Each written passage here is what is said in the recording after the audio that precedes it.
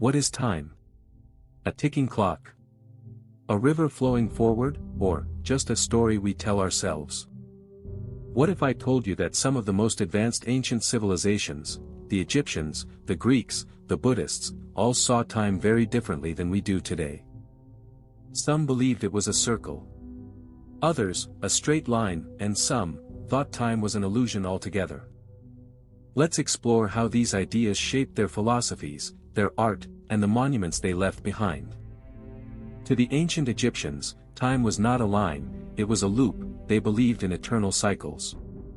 Day and night. Flood and drought. Death and rebirth. Every morning, the sun god Ra was said to rise from the underworld, and every evening, he died, only to rise again.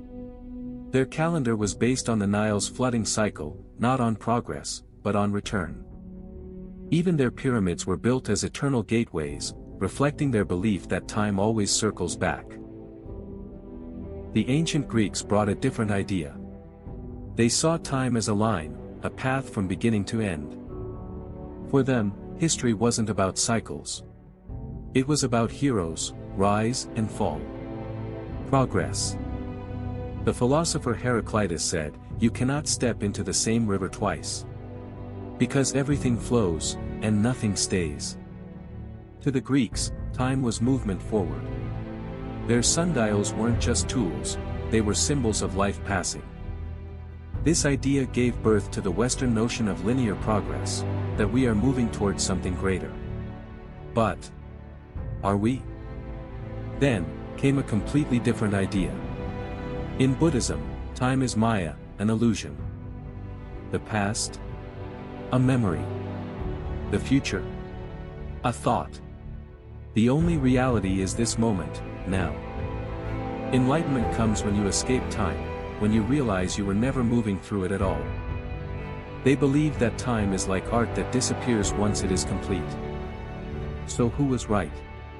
Are we cycling in circles, walking a line, or chasing a dream? Modern physics, ironically, agrees with all of them. Einstein said the distinction between past, present, and future is only a stubbornly persistent illusion. Quantum theories suggest time doesn't flow, it exists all at once, like a landscape we move through. Could it be that the ancient myths were closer to reality than we ever imagined? The way we see time shapes everything. Our goals, our art, and even how we see life and death. Maybe that's why the pyramids point to eternity. Why sundials remind us of passing hours, and why monks draw mandalas they'll soon destroy. Because deep down, we all know, time isn't what we think it is. So the next time you look at a clock, ask yourself, are you moving through time, or is time moving through you? If that made you think, don't forget to like, subscribe, and tell me in the comments, how do you see time?